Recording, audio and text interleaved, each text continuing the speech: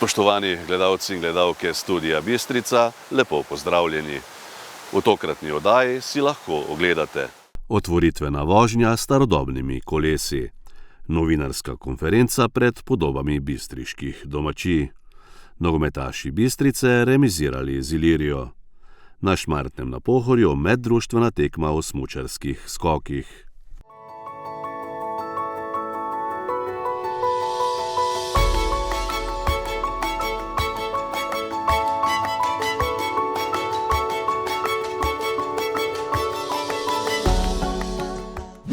Avtomotoklub Klasik Slovenska Bistrica je v nedeljo 18. avgusta izvedel otvoritveno vožnjo s starodobnimi kolesi. Kolesarji so se peljali od Slovenske Bistrice do Zgornje Ložnice in nazaj. Udeležence je pred začetkom vožnje pozdravil predsednik Avtomotokluba Klasik Slovenska Bistrica Jernej Senegačnik.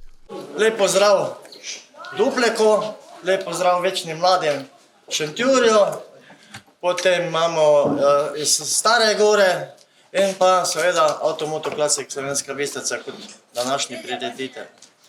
Mi bomo zdaj, čez par minut bomo krenuli, bomo šli tule na rondo, malo se bomo pa volali po pločnikov, ker je pločnik namenjen za kolesarje, in se bomo počasi odpravili proti čebelarskemu centru. To je na Zgornji Bistrici, tam smo malo pogledali, imeli bomo tam tudi vodiča, ki nam bo povedal, verjetno kakšen kratki filmček, kakorkoli. Skratka, tam predvidevamo, da bomo stali približno kakšno urco. Za žejo bo poskrbel naš Ivan, da bo tam dal ven malo za spit, za okrepčilo. In od čebelarskega centra sem odpravili, potem pa imamo malo breg gor, tam bomo šli peš. Pa mimo lovskega doma je malo ravnina, tam smo malo palali, pa spet malo peš. Potem smo pa mi te glavne vrhove pa brege smo premagali. In se bomo vstavili potem tudi po domače je to Venčesl, tako se nekoč govorilo, ampak je to Zgornja Ložnica. Tam približno 15-20 minut in na Zgornji Ložnici bomo tudi imeli eno takšno malico. Z pijačo, recimo, normalno. In se potem iz Ložnice se potem vračamo po Plotniški cesti, zavijamo proti Slovenski Bistrici in potem pridemo nazaj, ker nas bo že čakal srnen golaž. Udeležencem dogodka so ob koncu podelili tudi zahvale in spominska darila. V petek 6. in v soboto 7. septembra bo v Slovenski Bistrici potekala tradicionalna, že 27. prireditev podobe bistriških domačij. Organizatorji so program prireditve podrobneje predstavili pretekli petek na novinarski konferenci v prostorih plezalnega centra Slovenska Bistrica. Gre za dogodek, ko želimo v mesto pripeljati podeželje oziroma vse, kar se tam dogaja. In vemo, na podeželju niso samo domačije, ampak je pestra, mnogotera ponudba oziroma pestro dogajanje. Kot je že tudi bilo povedano, se pravi tudi letos gre za dvodnevni dogodek, podobe bodo potekale v petek 6. septembra in v soboto 7. septembra.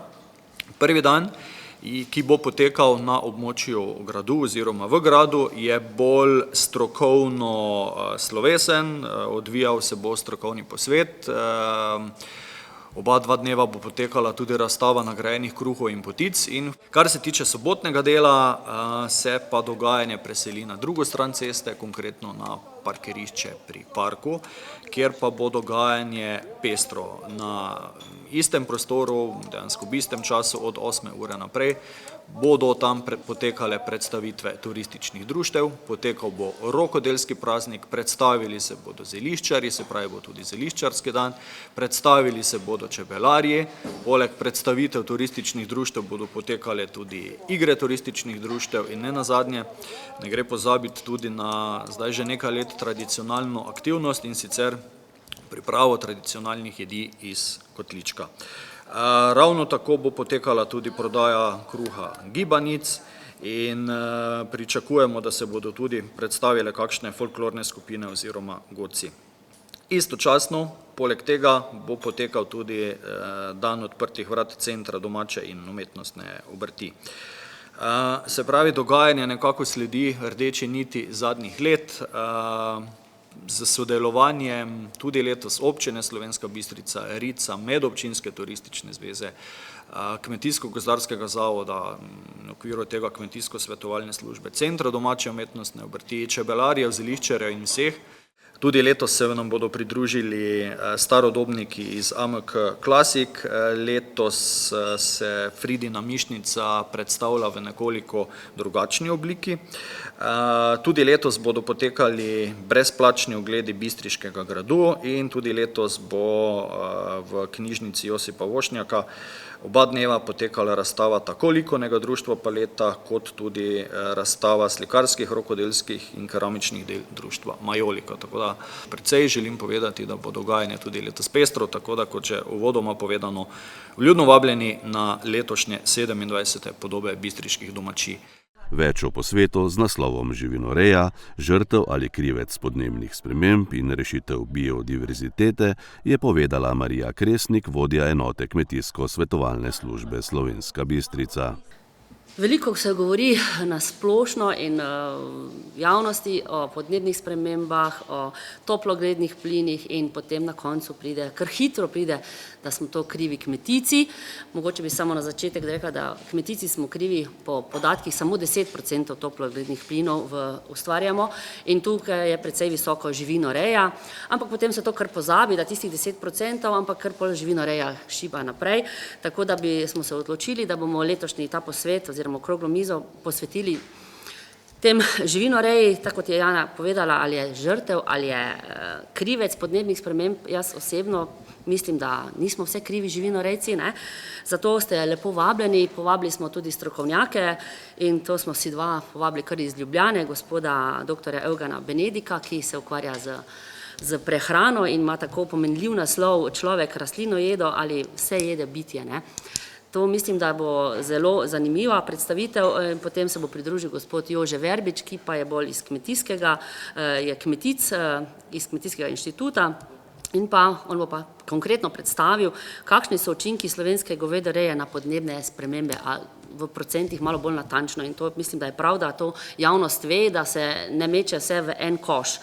In kako pa se giba stanje živinoreje, živali gor, živali dol, pa bo predstavil magister Anton Hohler, kako je konkretno v svetu, v Sloveniji in pa tudi na Sloveniji Bistriškem, kako je pri nas za to govedorejo s kmetijstvom. Sami vemo, se jaz, kot imamo te kmetije, s katerimi delamo, da se število kmetij zmanjšuje, manjše kmetije se zapirajo, ko kmetje ostarijo, več se živali prodajo, potem živali več ne pride na to kmetijo, seveda se na ta način večajo druge kmetije, ampak če bomo tako, kako bi rekla, naravnani proti kmetijstvu, ni dobro, zato pa mislim, da je prav, da pridete, da slišite o teh stvareh in si potem tudi sami ustvarite mnenje o teh toplogrednih plinih in tej naši ljubi živinoreji. Toliko o tem, seveda ob 10.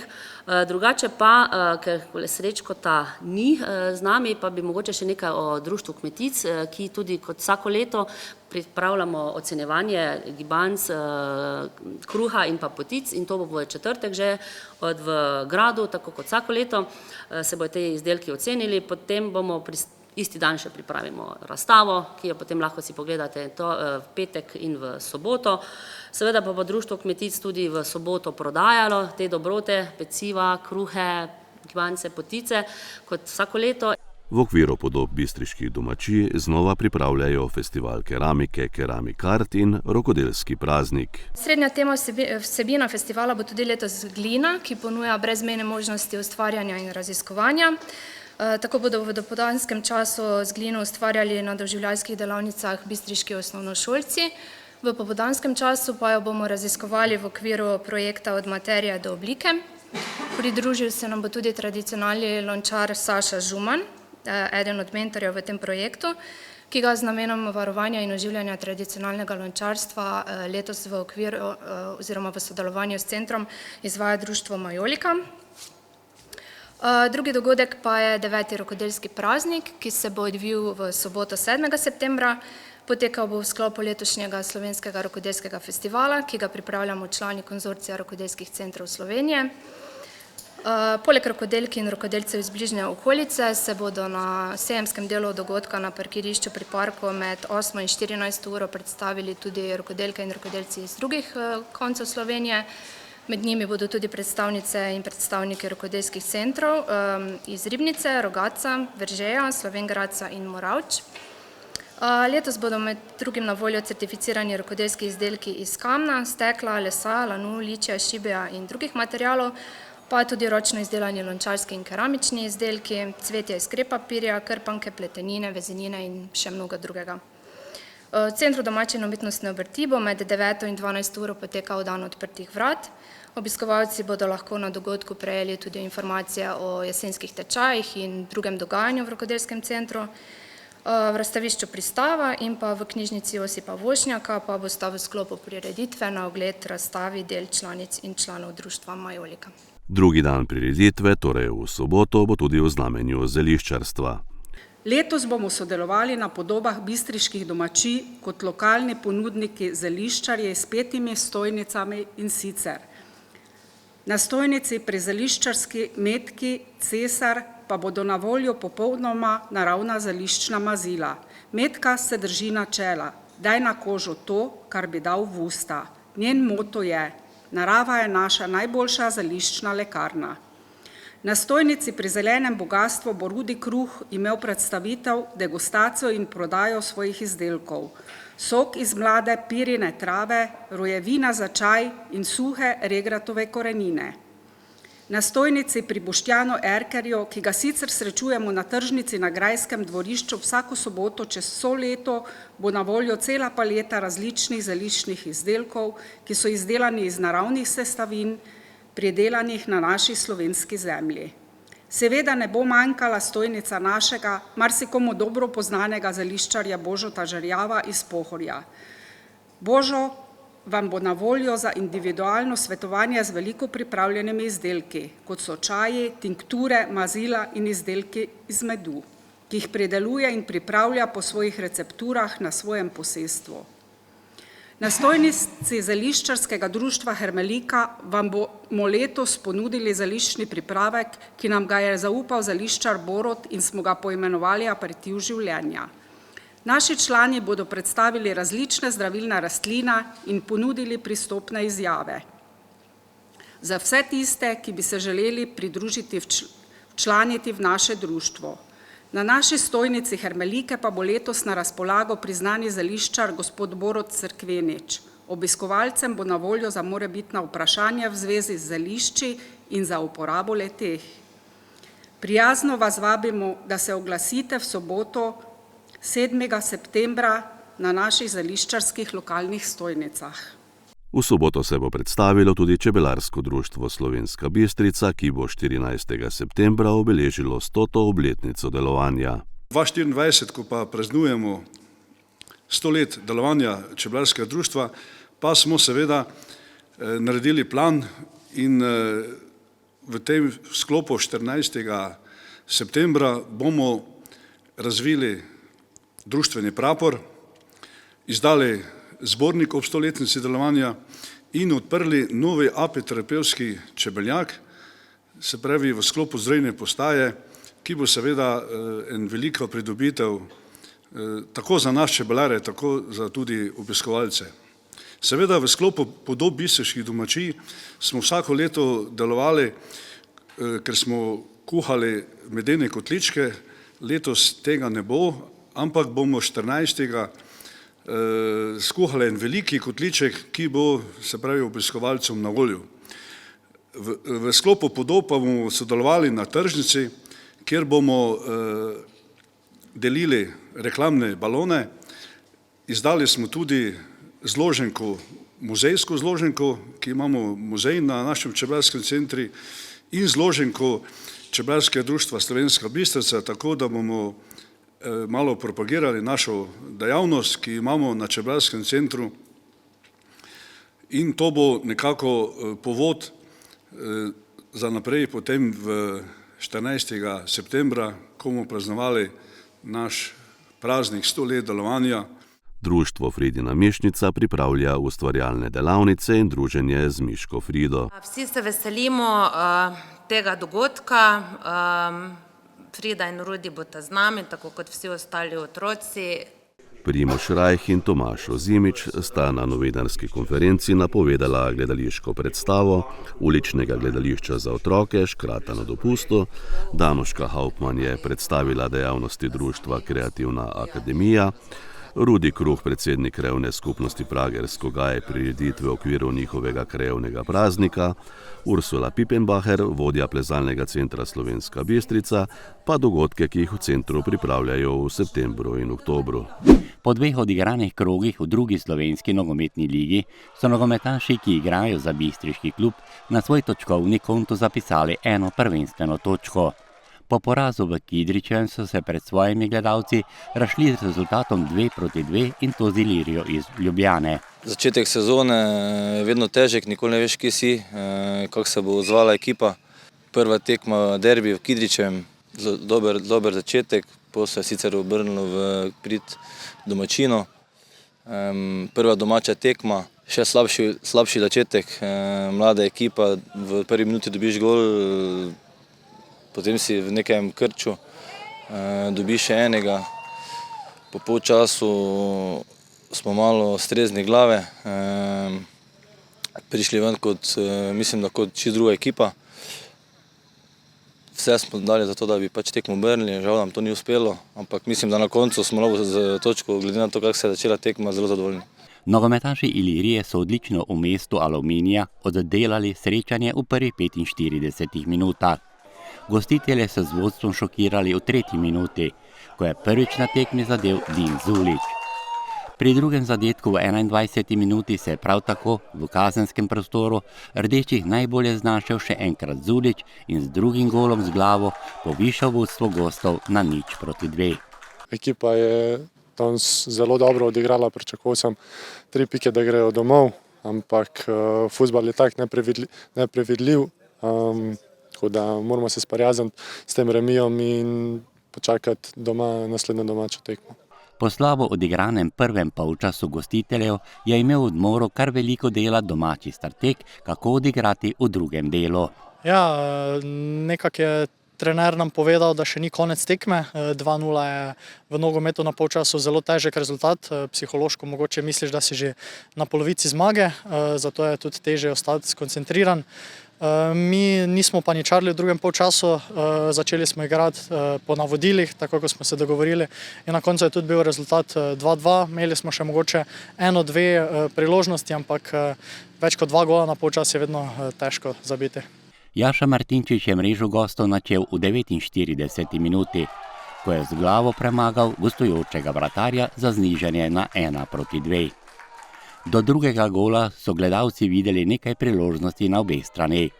Gol za izenačenje pa so dočakali v 85. minuti. Svoj ligaški prvenec za bistriško ekipo je dosegel Stanislav Karpuhkin. Gostje so od 85. minute po prejetem drugem golu ostali tudi z igralcem manj, kajti zaradi drugega rumenega kartona je moral predčasno pod prho vratar Ilirije. Bistričani pa v naslednjih 10 minutah z igralcem več niso uspeli spremeniti rezultata, ki je bil na koncu 2-2. Ste računali na zmago po tisti izključitvi v 85 minuti vratarja gostov? Pa mi smo naračunali na zmago cel teden od začetka tekme in tudi do konca. Na koncu se nam nažalost ni šlo, ampak ja, gremo proti Gorici v petek ponovno na vse 3 točke. Poglejmo še 3 največje neizkoriščene priložnosti obeh enajsteric. Pri Bistrici 4. minuta Brin Horvat. Tudi v 48. minuti je poizkušal Brin Horvat. In 74. minuta Anej Dukarič. Za Ilirijo pa so poizkusili 40. minuta Tilen Reiter Krebs, 44. minuta Din Zulić in 58. minuta Mark Čeh.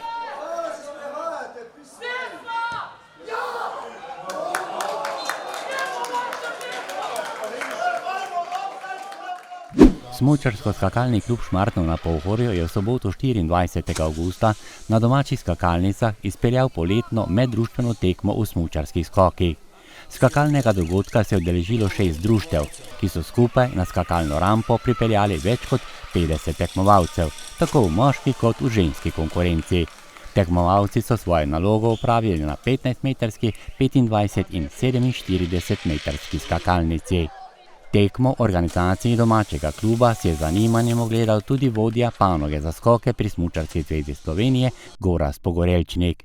Moram reči, da sem zelo vesel, da se ti dogodki dogajajo, da so smučarski skoki tudi v tem delu Slovenije, bom rekel, nekako prirasli ljudem k srcu. Sicer imajo že dolgo tradicijo, videl sem od leta 1978, pa vendar, odkar so ti novi objekti, odkar so te prelepe nove skakalnice, so se smučarski skoki tukaj začeli še bolj razvijati. Dokaz za vse to pa je seveda veliko število tekmovalcev in pa seveda ogromno število ljudi, ki so se danes tukaj zbrali. Smučino so najprej ogreli tekmovalci starosti do 10 let in to v animacijski tekmi, kjer je v konkurenci dečkov in deklic nastopilo 15 tekmovalcev in tekmovalk.